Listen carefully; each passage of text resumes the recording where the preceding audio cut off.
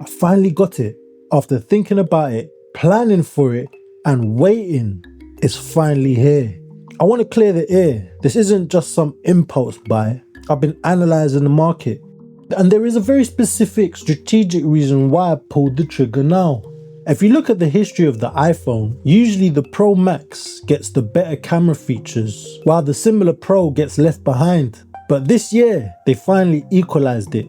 I didn't have to buy the giant phone just to get the best optics. Also, looking ahead, the rumours out there are getting wild. There are talks that Apple was splitting up launch dates for their phones. And while we thought we might even see a folding phone this year, the word on the street is Apple is now pushing that back to 2027 or even 28. My conclusion is that next year's phone probably won't be a massive hardware leap over this one. I realise that this is probably the most stable time to jump in, but there is a more personal reason for this upgrade. I haven't daily driven an iPhone since the iPhone 7, so there's like maybe a 10-year gap.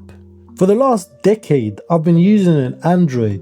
And don't get me wrong, while I love Android phones, trying to work as a creator was a nightmare. I'm sitting there with my MacBook and my iPad trying to synchronize files or move footage, and it was just pure friction every single day. I needed to end that war. I needed my ecosystem to just work. So, why the Pro specifically? It came down to 5 main pillars, which I just couldn't get on the base model. I've enlisted the help of my, let's call her digital assistant, Ava Blaze. If you want to see what she gets up to, you can find her on her socials, Ava_Blaze. That is TikTok and Instagram. Thanks, Sepsi. I am ready to break down the data. Why the Pro? You might ask, why not the base model? Why spend the extra money on the Pro? It came down to 5 specific tools that are locked behind the Pro name. First is app building. Sebzi is diving into development and needs to know exactly how the user experiences apps on the highest end hardware, specifically dealing with promotion displays and the dynamic island. Second is the LiDAR scanner. This is Pro only. Whether it is for 3D scanning environments or testing AR applications, he needs that spatial awareness sensor. Third is ProRes shooting. As a video editor, he needs high fidelity footage that can actually be color graded. The base model just does not give that flexibility. Fourth is the power bank feature. Now that we have USB-C, he can actually use the iPhone battery to charge other accessories in a pinch. It is a small detail, but for a mobile workflow, it is huge. And finally, the specific hardware tweaks, research, and features. We analyzed a specific set of creators to really understand what these devices can do.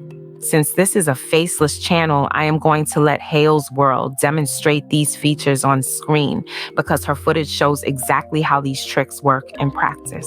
First, you have to see how crazy cool this is. You can control the entire iPhone with just your face now. To set it up, go inside settings, then down to accessibility and scroll all the way down to look for head tracking. This is where you can play around. Under pointer, set it to track with face. There are gestures like stick out tongue and smile. If you open those up, and each one is a massive list of actions used to control your phone. For example, for the smile gesture, she chose a single tap. And for the sticking out tongue gesture, she chose the app switcher. After that is done, turn on head tracking. All you have to do is move your face to control the pointer, and then smile to single tap or look left to scroll down. It is absolutely nuts. You could literally use this to scroll through TikTok or Instagram. Inside selfie mode, if you switch to video, then tap on these little dots in the corner, you see this new option, dual record. Once you tap on it, it opens up both the back and the front camera at the same time. Then just hit record and it captures whatever is in both frames. You can also move the window around to any corner just by dragging it. Once you are done, you basically got one video showing both cameras. Now, to take full advantage of these Pro cameras, we had to change a specific setting. For the best resolution on every pic, hit inside settings, go into camera settings, and tap on formats. Here is the trick. Make sure resolution control is turned on, because now when you open the camera, you see a new option to switch from 24 megapixels to 48, which is the highest resolution. So when taking a 1x or wide picture, you have super crisp, high quality 48 megapixel pics. And regarding the zoom, the capabilities on the Pro models have jumped up significantly, meaning you can snap pics from further away and still get crisp, natural detail. Custom buttons. By now, I am sure you are familiar with the camera control button. A single press opens it up. But here is the trick. You can customize this. Head into the camera settings, then camera control, and right there is customize. What we recommend is turning all of the extra modes off and just leave the zoom on. Because what that does is when you open the camera and swipe, boom, you can immediately zoom in and out. It is the only setting needed, avoiding all the faff with other modes. Spatial technology. To take a 3D photo, open the camera and swipe to spatial photo mode. Turn the iPhone to landscape, line it up, and snap a shot. To see it in 3D, open it up and tap the little icon in the corner. It turns the spatial picture into a spatial scene. And what is so cool is you can use these as 3D wallpapers. If you go to the lock screen and add a new wallpaper, choose your album, turn on the 3D effects, and boom, the wallpaper has depth that looks so good. Sensor technology. Next, we watched a creator who really broke down the actual engineering inside the camera module, specifically regarding the sensor shape. He explained that while most phones use a standard rectangular sensor, this camera is using a square sensor design. This is the reason why you can take shots in portrait or landscape without physically rotating the phone. It uses the top and bottom of the sensor for vertical shots and the sides for wide shots. This means you can always hold the phone in the most comfortable position, which is upright. It makes photos feel less like selfies and more like proper wide-angle shots without your arm getting in the way. This square layout is also what powers Sensor Stage. Because the sensor captures more than what you see on the screen, it has overscan. It uses that extra room to digitally pan and track your face during video calls. And finally, that extra sensor data is what makes the stabilization so good. The camera can anticipate movement and crop into the image to keep everything smooth because it has that buffer of pixels all around the frame. Sebzi also wanted to see how this phone holds up after a month of heavy real-world use, so we analyzed the detailed daily driver review. The first thing that stood out was the performance. It is not just about raw power, it is about the new thermal design. With the new vapor chamber, the phone flies. He also highlighted the brightness with the display boosting up to 3,000 nits. It is incredibly visible outdoors, even in direct sunlight. Filmmaking features. Finally, we checked out a filmmaker who explained why the Pro label actually matters for video creators. She clarified a huge misconception.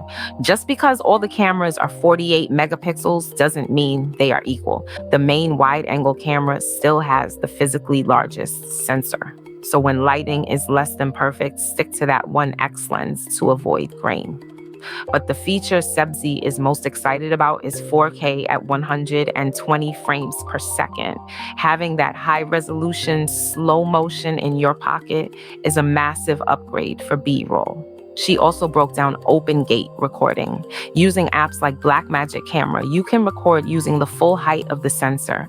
This is a cheat code for creators because it gives you enough resolution to crop a vertical video for Instagram and a horizontal video for YouTube from the exact same clip.